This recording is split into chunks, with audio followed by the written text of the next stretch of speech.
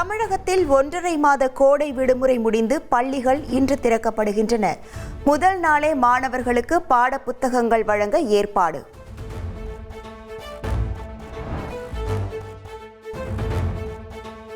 முதலமைச்சர் விஜய் தலைமையில் தமிழக அமைச்சரவை கூட்டம் நாளை நடைபெறுவதாக அறிவிக்கப்பட்டுள்ளது. தவேக அரசு பொறுப்பேற்ற பின் நடக்கும் இந்த முதல் அமைச்சரவை கூட்டம் தலைமை செயலகத்தில் நாளை காலை 11 மணிக்கு தொடங்க உள்ளது.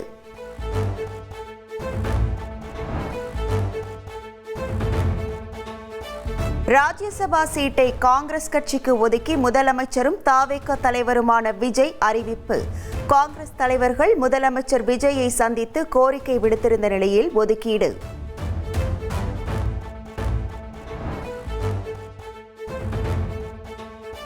காங்கிரசுக்கு ஒதுக்கப்பட்ட ராஜ்யசபா சீட்டில் பிரவீன் சக்கரவர்த்தி எம்பியாக வாய்ப்பு என தகவல் வெளியாகியுள்ளது. காங்கிரஸ் மாநில தலைவர் செல்வ பெருந்தகையும் எம்பியாக தீவிர முயற்சியில் இருப்பதாக கூறப்படுகிறது.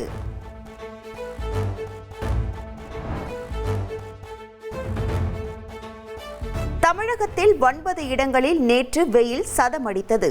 அதிகபட்சமாக சென்னை மீனம்பாக்கத்தில் 104.54 டிகிரி ஃபாரன்ஹீட் வெப்பம் பதிவானது.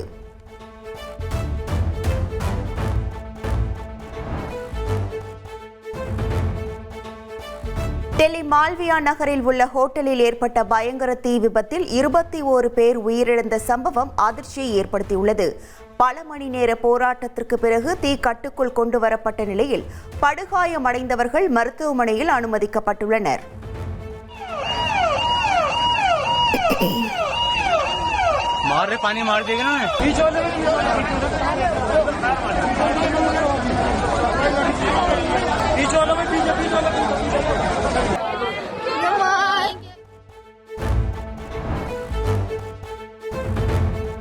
டெல்லியில் தீ விபத்து ஏற்பட்ட போது உயிரை காப்பாற்றிக் கொள்ள ஹோட்டலின் மாடியிலிருந்து 2 பெண்கள் கீழே குதித்த அதிர்ச்சி வீடியோ வெளியாகியுள்ளது.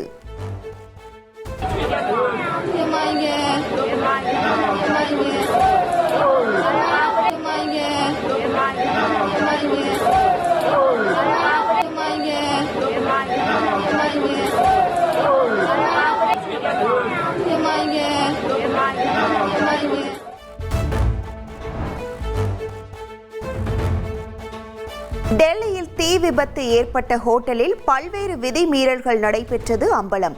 6 அறைகளுக்கு மட்டுமே உரிமம் பெற்று 25 அறைகளை வாடகைக்கு விட்டதாக குற்றச்சாட்டு.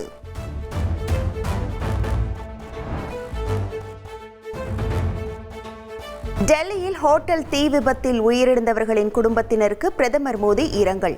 தீ விபத்தில் பலியானோரின் குடும்பத்திற்கு தலா 2 லட்சம் ரூபாய் நிவாரணம் வழங்க உத்தரவிட்டுள்ளார்.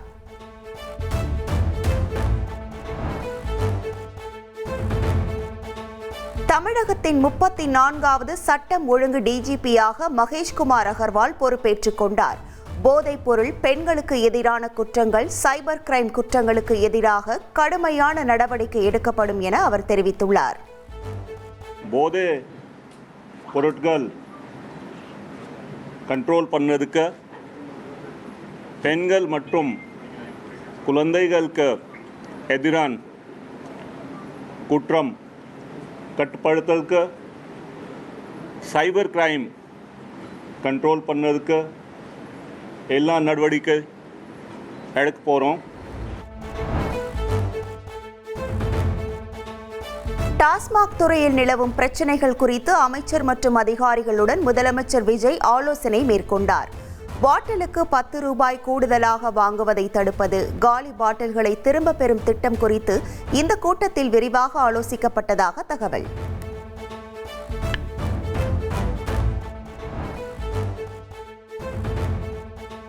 தமிழ்நாட்டின் 38 மாவட்டங்களுக்கு பொறுப்பு அமைச்சர்களை நியமித்து தமிழ்நாடு அரசு உத்தரவு. விழுப்புரம், கடலூர் மாவட்டங்களின் பொறுப்பு அமைச்சராக ஆனந்தும், சென்னை, திருவண்ணாமலை மாவட்டங்களின் பொறுப்பு அமைச்சராக ஆதவ் அர்ஜுனாவும் நியமிக்கப்பட்டுள்ளனர்.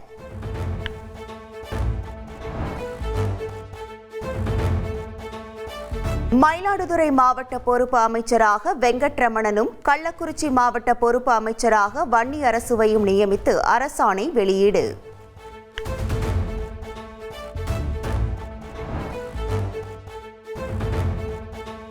ஈரோட்டிற்கு செங்கோட்டையனும் திருப்பூருக்கு அருண்ராஜும் பொறுப்பு அமைச்சர்களாக நியமனம்.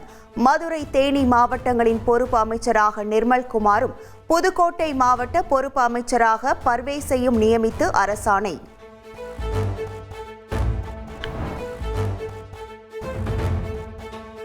கிருஷ்ணகிரி மாவட்ட பொறுப்பு அமைச்சராக கீர்த்தனா, சிவகங்கை மாவட்ட பொறுப்பு அமைச்சராக பிரபு நியமிக்கப்பட்டுள்ளனர்.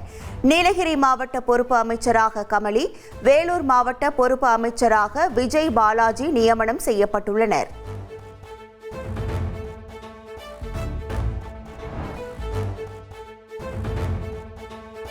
இரண்டாயிரத்தி 16 சட்டமன்ற தேர்தலில் ராதாபுரம் தொகுதியில் அதிமுக வேட்பாளர் இன்பதுரை வெற்றி பெற்றது செல்லாது.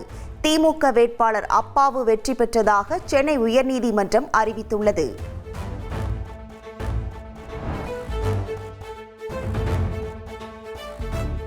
வேட்புமனுவில் சொத்து விவரங்களை மறைத்ததாக அதிமுக பொதுச் செயலாளர் இபிஎஸ்க்கு எதிராக தொடரப்பட்ட வழக்கு தள்ளுபடி செய்யப்பட்டுள்ளது. வழக்கு விசாரணைக்கு உகந்ததல்ல வருமான வரித்துறை வாதம் முன்வைத்த நிலையில் சென்னை உயர்நீதிமன்றம் உத்தரவு.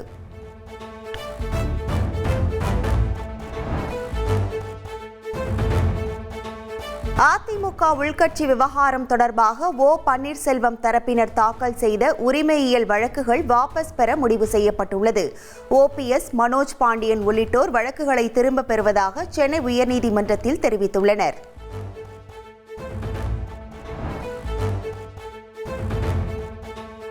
எடப்பாடி பழனிசாமியை சந்திக்க முதல்வர் விஜய் தரப்பிலிருந்து தொடர்பு கொள்ளவில்லை என்று அதிமுக முன்னாள் அமைச்சர் KP முனுசாமி பேட்டி. அதிமுக குறித்து பேசும் பாணியை முதல்வர் விஜய் மாற்றிக்கொள்ள வேண்டும் என்றும் அவர் கூறியுள்ளார். எந்த சூழ்நிலையிலையும் தமிழக வெற்றி கழகத்தினுடைய தலைவர் மாண்புமிகு முதலமைச்சர் அவர்கள் அவரோ அவருடைய அலுவலகத்திலிருந்தோ பொதுச் செயலாளர் சந்திப்பதற்கு யாரும் நேரம் கேட்கவில்லை, அனுமதி கேட்கவில்லை என்பதை நான் தெளிவாக இங்கே குறிப்பிட விரும்புகிறேன். தாவேகாவுக்கு ஆதரவு என்ற முடிவை நாங்கள் எடுக்கவில்லை என திமுகவுக்கு மதிமுக பொதுச் செயலாளர் வைகோ பதிலளித்துள்ளார். திமுக கூட்டணியில் இருந்தவர்கள் ஆதரவு தெரிவித்து அமைச்சரவையில் சேர்ந்து விட்டதாகவும் விளக்கமளித்துள்ளார். நான் அப்படி ஒரு முடிவு எதுவும் இப்ப எடுக்கல. அவர்களுக்கு இந்த சொல்லையே தாங்கிக் கொள்ள முடியாத கொஞ்சம் கோபம் ஏற்படுகிறது சொன்னா, மற்றவர்கள் அதிக இடங்களை பெற்றவர்கள் எல்லாம் அவர்கள் இந்த கூட்டணியில் இருந்தவாறே தாவேகாவுக்கு ஆதரவு கொடுத்து அமைச்சரவையிலும் சேர்ந்து விட்டார்களே. அப்படிப்பட்ட எந்த முடிவும் நாங்கள் எடுக்கவில்லையே. அது சகோதரர்கள் கோபப்பட்டாலும் அது உரிமையோடு அவர்கள் கொள்ளுகிற கோபம் என்று நான் எடுத்துக்கொள்வேன். அதிமுகவில் தொடர்கிறீர்களா என்ற கேள்விக்கு பதிலளிக்காமல் சென்ற முன்னாள் அமைச்சர் சி. விஜயபாஸ்கர் பெருந்தன்மையோடு அதிமுக மாவட்ட அலுவலக சாவியை இபிஎஸ் தரப்பிடம் ஒப்படைத்ததாகவும் பேட்டி. என்னை பார்க்க வர்றாங்க, இது எப்போது எங்களுக்கான புதுக்கோட்டையில உங்க மாவட்டத்துடைய வளர்ச்சிக்கு பல காலத்துல மருத்துவக் கல்லூரியா இருக்கட்டும், காவிரி வைகை குண்டாரா இருக்கட்டும், எந்த துணைக்கோள் நகரமா இருக்கட்டும், எல்லா வளர்ச்சி திட்டங்களுக்கும் துணை நிற்கிறேன். மேல எப்போதுமே மக்களும் பிரியமா இருப்பாங்க, கட்சி நிர்வாகிகளும் பிரியமா இருப்பாங்க. இவ்வளவுதான். நீங்க பரபரப்பா நீங்க கேட்கிற அளவுக்கு தயவு செய்து செய்திகள் எதுவும் இல்லை.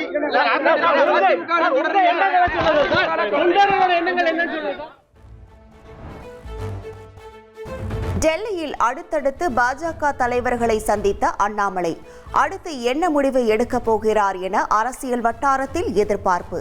தனி கட்சியா பாஜகவில் தொடர்வதா என்பதை தனது பிறந்த நாளான இன்று அறிவிக்க உள்ளதாக தகவல்.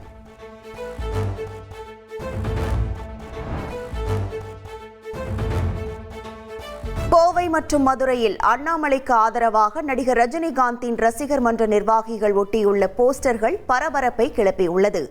அண்ணாமலை புதிய கட்சி தொடங்கியுள்ளதாக கூறப்படும் நிலையில் நடிகர் ரஜினிகாந்த் அவரை ஆதரிக்க வேண்டும் என்று போஸ்டரில் தெரிவிக்கப்பட்டுள்ளது.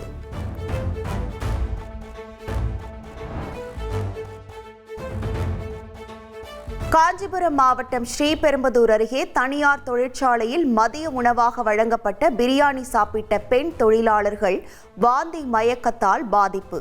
பிரியாணியில் கெட்டுப்போன இறைச்சி இருந்ததால் 100க்கும் மேற்பட்ட பெண்கள் அடுத்தடுத்து சுருண்டு விழுந்து மருத்துவமனையில் அனுமதிக்கப்பட்ட நிலையில் 10 பேருக்கு ஐசியூவில் சிகிச்சை அளிக்கப்படுகிறது.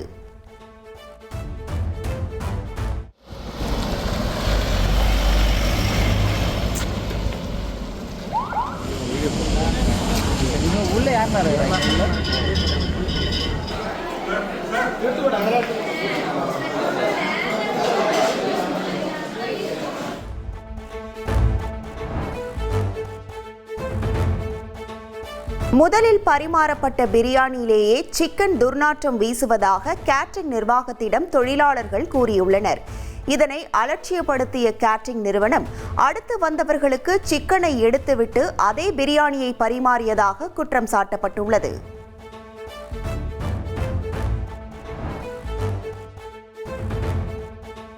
சென்னை கோயம்பேடு பாரில் கார் ஏற்றி 2 பெண்கள் கொல்லப்பட்ட சம்பவம்.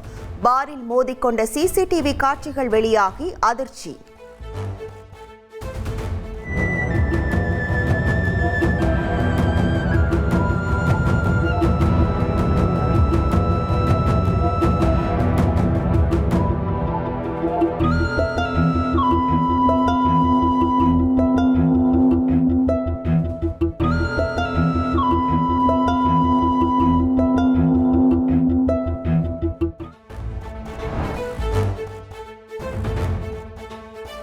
தூத்துக்குடியில் பிரபல சினிமா நடிகையான தீபாவின் தந்தைக்கு அரிவாள் வெட்டு. 3 பேரை கைது செய்து போலீஸ் தீவிர விசாரணை.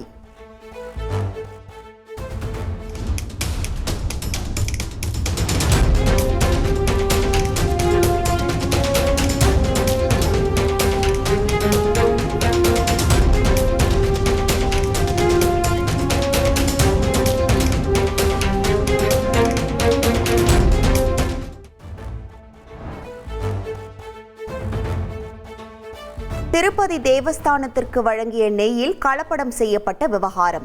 நாடு முழுவதும் 15 இடங்களில் அமலாக்கத்துறை அதிகாரிகள் சோதனை நடத்திய நிலையில் 60 லட்சம் ரூபாய் ரொக்கம் மற்றும் 45 கோடி ரூபாய் மதிப்புள்ள சொத்துக்கள் முடக்கம்.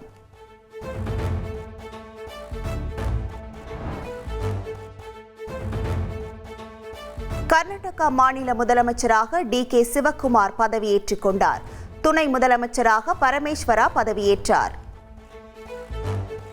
ಡಿ.ಕೆ. ಶಿವಕುಮಾರ್ ಎಂಬ ಹೆಸರಿನಾದ ನಾನು ಕಾನೂನು ಮೂಲಕ ಸ್ಥಾಪಿತವಾದ ಭಾರತದ ಸಂವಿಧಾನ ವಿಷಯದಲ್ಲಿ ನಿಜವಾದ ಶ್ರದ್ಧೆ ಮತ್ತು ನಿಷ್ಠೆಯನ್ನು ಹೊಂದಿರುತ್ತೇನೆಂದು ನಾನು ಭಾರತದ ಸಾರ್ವಭೌಮತ್ವವನ್ನು ಮತ್ತು ಅಖಂಡತೆಯನ್ನು ಎತ್ತಿ ಹಿಡಿಯುತ್ತೇನೆಂದು ಮತ್ತು ಕರ್ನಾಟಕ ರಾಜ್ಯದ ಮುಖ್ಯಮಂತ್ರಿಯಾಗಿ ನನ್ನ ಕರ್ತವ್ಯವನ್ನು ಶ್ರದ್ಧಾಪೂರ್ವಕವಾಗಿ ಮತ್ತು ಅಂತಃಕರಣಪೂರ್ವಕವಾಗಿ ನಿರ್ವಹಿಸುತ್ತೇನೆಂದು ಭಯ ಅಥವಾ ಪಕ್ಷಾತೀತವಲ್ಲದೆ ರಾಗ ದ್ವೇಷವಿಲ್ಲದೆ ಎಲ್ಲ ಬಗೆಯ ಜನರಿಗೆ ಸಂವಿಧಾನಕ್ಕೆ ಮತ್ತು ಕಾನೂನಿಗೆ ಅನುಸಾರವಾಗಿ ನ್ಯಾಯಯುತವಾಗಿ ಮಾಡುತ್ತೇನೆಂದು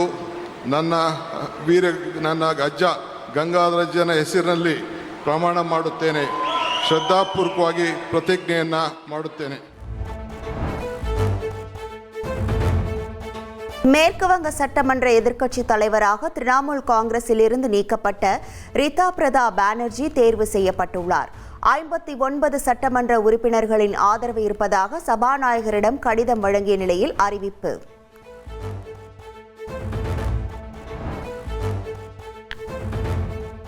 மேற்கு வங்கத்தில் திரிணாமுல் காங்கிரஸ் கட்சியின் அமைப்பு ரீதியான அனைத்து குழுக்களும் உடனடியாக கலைப்பு. சட்டப்பேரவை தேர்தலில் படுதோல்வி அடைந்த நிலையில் அதிரடி நடவடிக்கை.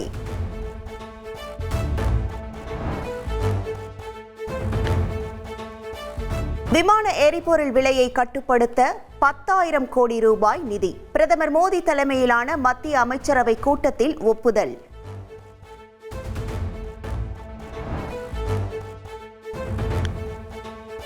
சென்னை கிண்டியில் பன்முக போக்குவரத்து மையம் அமைக்க டெல்லியை சேர்ந்த நிறுவனத்துடன் மெட்ரோ நிறுவனம் ஒப்பந்தம். ரயில் நிலையம், மெட்ரோ, பேருந்து நிலையங்கள் இடையே இணைப்பு வசதி ஏற்படுத்துவது தொடர்பாக அறிக்கை தயாரிக்க ஒப்பந்தம் மேற்கொள்ளப்பட்டுள்ளது.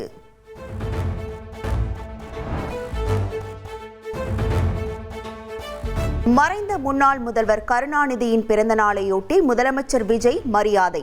தமிழ் மொழி, இலக்கியம், திரைத்துறை, அரசியல், ஆட்சி நிர்வாகம் மற்றும் மாநில உரிமைகள் போன்றவற்றில் கருணாநிதியின் பங்களிப்பை நினைவு கூறுகிறேன் என்று எக்ஸ் தளத்தில் பதிவு.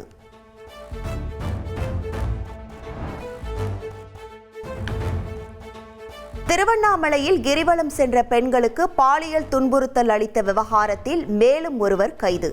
இந்த சம்பவத்தில் இதுவரை 9 பேர் கைது செய்யப்பட்டுள்ளனர்.